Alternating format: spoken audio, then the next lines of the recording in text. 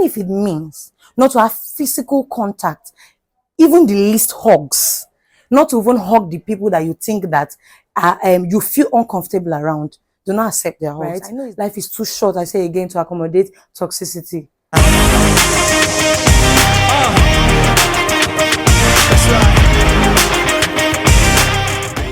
Hello schmoozers, Ele here. Welcome back to my YouTube channel. How are you doing? If this is your first time, I welcome you specially. If this is your second time, I welcome you specially. If you're a customer dada, I welcome you specially. If you're yet to hit the subscribe button, please do so right now. Hit the subscribe button, the notification button, because trust me, you get value off this channel. So without further ado, you know how we do. It is Schmooze time. Welcome back, guys. So special shout out to everyone that watched the previous video. If you have not watched it, I'm going to drop it somewhere around so that you go there to actually see the video. We started the series dealing with toxic people, and last week I talked about identifying toxic people, because I mean, how can you deal with people you don't know? So if you have not watched that episode, please go back and watch that episode. So today we'll be going into the next phase of dealing with toxic people, and this second episode is going to talk about setting boundaries with toxic people. Setting boundaries with toxic people is really important. It is very important that we set boundaries with toxic people. So today I'm going to be expressing, or I'm going to be explaining the particular boundaries that we need to set in order to deal with toxic people. First of all, what are boundaries? Boundaries are personal limits and guidelines that individuals establish to protect their physical, mental, or emotional well-being. So I know that you might be wondering, what kind of boundaries should I set? And that's the reason for this video, right? So stay with me. There are different types of boundaries you need to set, especially when dealing with toxic people. And number one is time boundaries. Limiting the time that you spend with toxic people actually helps to prevent emotional exhaustion. Let's say, for example, I already explained or mentioned the type of toxic persons that we have, and then who toxic persons are, right? So anyone you feel that are around that are toxic, those people that you have identified as toxic, is very advisable to limit the number of time that you spend with them. Let's take, for example, you have a friend that is toxic, and this person is always around. It is good for you to ensure that you limit the kind of time. If probably you don't want to meet, don't meet with the person. Don't let the person come to your house that frequently, so that you can protect your mental health, so that you can protect your emotional well-being. So setting time boundaries is very, very important in dealing with toxic people. Number two is communication boundaries. Yes, it is important to set communication boundaries. What are communication boundaries? For instance, when you're amongst people, there are some conversations that come up, right? When you notice that this person is a toxic person, what you have to do is to limit the amount of things you say with the person, like the discussion, the conversations you have that you know can threaten your mental health. Yes, so when you know that when you are around people, when they talk, sometimes there are some persons that you are around, when they talk, they tend to insult you, or they tend to downplay your sense of reasoning. So you stop. You might not even stop completely, because sometimes it's not even easy to stop completely. But then you try to avoid those conversations that are going to lead you. They are going to lead to that point where the person's toxicity starts to get to you, right? So you limit the amount of communication, how you communicate with this person, to protect your mental health and also your emotional health. So setting communication boundaries is very, very pivotal in dealing with toxic people. The next one, the third one, I mean to say, is fiscal boundaries. Setting fiscal boundaries is very important. For example, when you talk about fiscal boundaries, can be really dicey, right? So even if it means not to have physical contact, even the least hugs, not to even hug the people that you think that you feel uncomfortable around, do not accept their hugs. I know it's difficult. I know that sometimes you'll be like, oh, people will even tend to, I think we'll get to that point where there are pushbacks when you are setting these boundaries, right? I'll get to that point. But then if you feel like some persons are so toxic, they make you so uncomfortable, do not have physical contact with them, even if it's hug. There's no need. There's no need to hug the person. When you know that this person makes you feel uncomfortable, there's no need to hug the person. No physical contact. Avoid physical contact with them. Set physical contact boundaries with toxic people. The next one is setting emotional boundaries. Yes. So you can protect your emotional well-being by refusing to absorb negative energy that these toxic people tend to push out, right? I think these emotional boundaries actually connects with communication boundaries. So do not have conversations, right? With conversation that you think is going to exhaust you emotionally.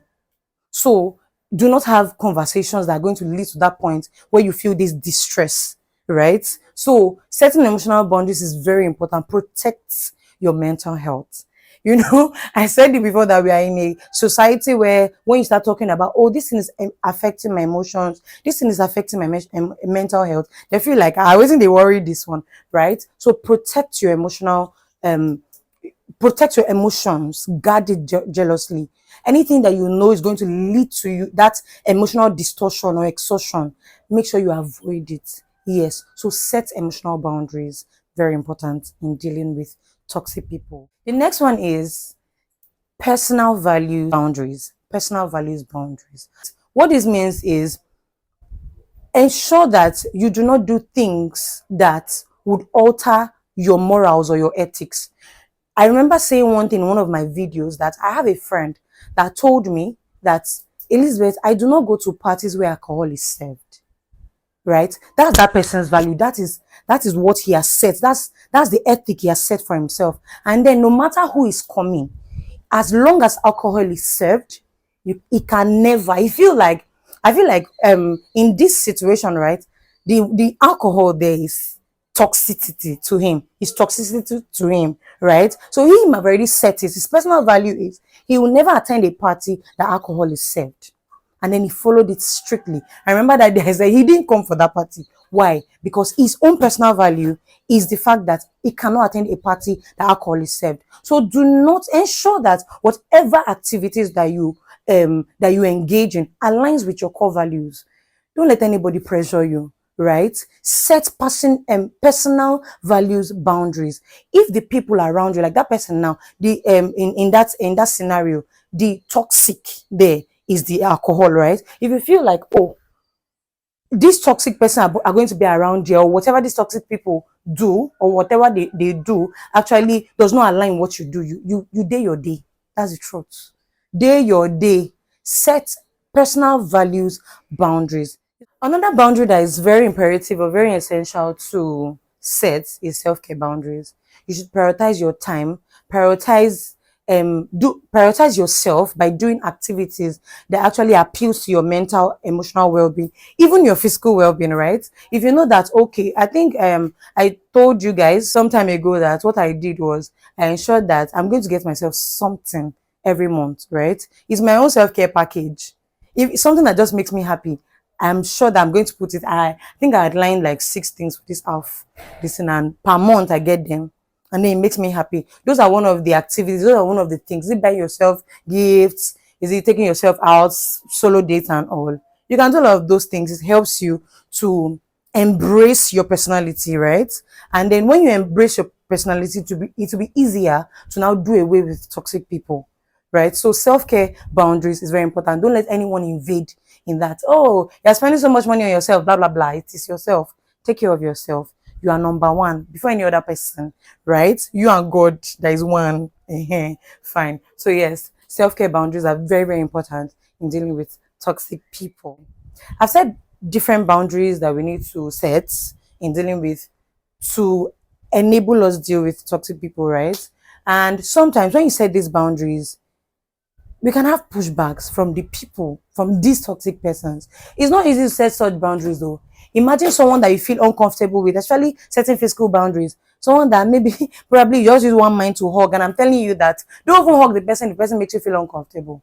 It's not easy. You're going to get pushbacks, you're going to get people who just try to what's wrong with this one, talk down on whatever boundaries you have set, but stamp your feet on the ground and tell the person that you know what you're doing, right? Sometimes, especially people that like to be around a lot of persons, even with the toxic people, because I can't stay alone. My alone time is not going to, can't stay alone.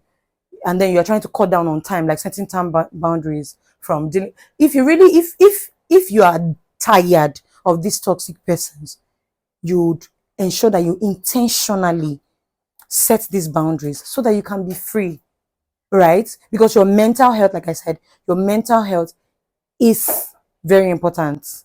Life is too short to accommodate toxicity, right? Life is too short, I say again, to accommodate toxicity. So you ensure that you set these boundaries. It will not be easy. It is not going to be easy. It cannot be easy. It cannot be easy setting these boundaries. But tell yourself that, okay, if it's not, I'm not saying that okay, everybody must set all the boundaries. Choose some depending on the particular um type of toxicity, right, that you are experiencing from these people.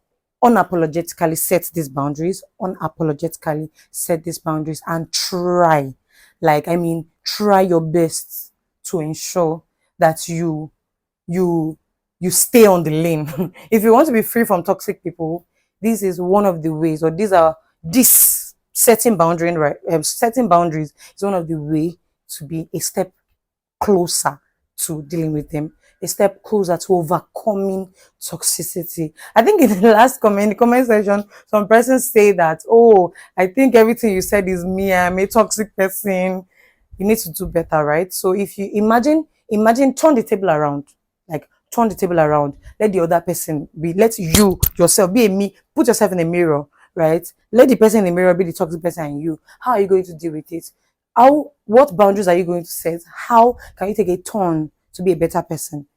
You figure it out. And I think that all of these things I have said today actually helps. So next week, we'll be diving into another sector. I told this episodic. So next week, we'll be diving into another sector of dealing with toxic people. I hope this is helpful.